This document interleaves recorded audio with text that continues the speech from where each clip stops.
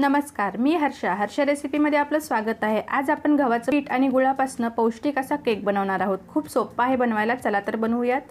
इथे मी एक बाउल घेतलेला आहे। बाउलमध्ये अर्धी वाटी गूळ बारीक करून घेतलेला आहे। त्या गुळामध्ये अर्धी वाटी पाणी घालायचे आणि याला छान मिक्स करून घ्यायचं आहे।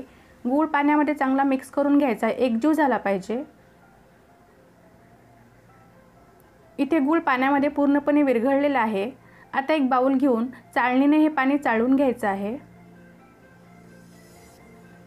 गुळामध्ये जो कचरा असेल तो या चाळणी वाटे निघून जाईल। इथे मी गुळाचं पाणी व्यवस्थित गाळून घेतलेलं आहे। आता यावर एक चाळणी ठेवायची आणि त्यामध्ये 1 कप गव्हाचं पीठ घालायचे। पीठ व्यवस्थित चाळून घ्यायचं आहे।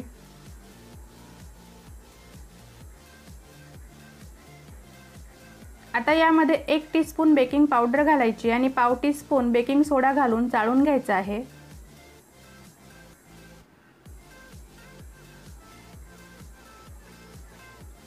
1/4 कप रिफाइंड ऑइल घालून व्यवस्थित मिक्स करून घ्यायचं आहे। एका डायरेक्शनमध्ये शेवटपर्यंत मिक्स करून घ्यायचे। इथे मी पाव कप दूध घेतलेलं आहे। थोडं थोडं घालून दूध घ्यायचे। बॅटर तयार करण्यासाठी कमी जास्त दूध लागू शकतं। थोडं थोडं दूध घालून बॅटर बनवायचं आहे।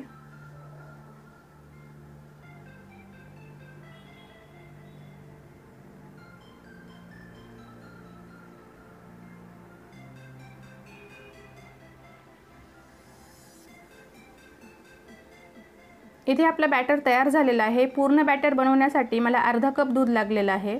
यामध्ये 1 चमचा व्हॅनिला इसेन्स घालायचा आहे। जर तुमच्याकडे व्हॅनिला इसेन्स नसेल तर तुम्ही वेलची पूड देखील घालू शकता। व्यवस्थित मिक्स करून घ्यायचं आहे। आता यामध्ये 1 चमचा लिंबाचा रस घालायचा आहे। छान मिक्स करून घ्यायचे।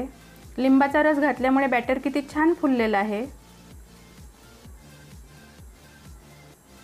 या रेसिपीला आणखी हेल्दी करण्यासाठी मी इथे काही पेंडखजुराचे तुकडे घालत आहे। यांना मी व्यवस्थित बारीक करून घेतलेला आहे। यामुळे आपल्या केकचा फ्लेवर देखील खूप छान येणार आहे। छान मिक्स करून घ्यायचे। अगदी व्यवस्थित बॅटर झालेलं आहे। कन्सिस्टन्सी छान आलेली आहे। तयार झालेलं आहे आपलं केकचं बॅटर।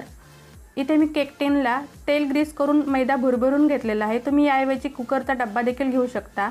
त्यामध्ये बॅटर ओतायचे। गॅसवर हाय फ्लेमवर 10 मिनिट मी कुकर प्रीहीट करून घेतलेला आहे। केक टिनला टॅप करायचे, ज्यामुळे जे बबल्स असतील ते निघून जातील। प्रीहीट केलेल्या कुकरमध्ये केक टिन ठेवायचा आहे। कुकरच्या झाकणाची मी शिट्टी आणि रिंग काढलेलं आहे आणि या केकला 25 मिनिटं लो फ्लेमवर बेक करून घ्यायचं आहे। 25 मिनिट झालेले आहेत। केक छान फुललेला आहे, रंग छान आलेला आहे। टूथपिक घालून बघूयात। टूथपिक छान क्लीन निघालेली आहे। आपला केक तयार झालेला आहे। याला थंड करायला ठेवायचं आहे। केक छान थंड झालेला आहे। बतईने त्याच्या कडा मोकळ्या करून घ्यायच्यात। केक छान थंड झाल्यामुळे कडा सहज मोकळ्या होतात। एक प्लेट ठेवून केक काढून घ्यायचा आहे। केक अगदी सहज निघालेला आहे। आपल्या टिनला केक चिटकलेला नाही, वाटतही नाही की आपण हा गव्हाच्या पिठापासून तयार केलेला आहे। अगदी बेकरी स्टाईल स्पंज तयार झालेला आहे। ज्यांना डायबिटीज आहे, जे डाएट कॉन्शियस आहे, त्यांच्यासाठी हा केक खूप उत्तम पर्याय आहे खाण्यासाठी। आपण कट करूयात। अगदी सहज कट होत आहे। छान स्पंजी झालेला आहे। जर तुम्हाला माझी रेसिपी आवडली असेल तर हर्षा रेसिपी चॅनलला सबस्क्राइब करायला, लाईक करायला आणि शेअर करायला विसरू नका।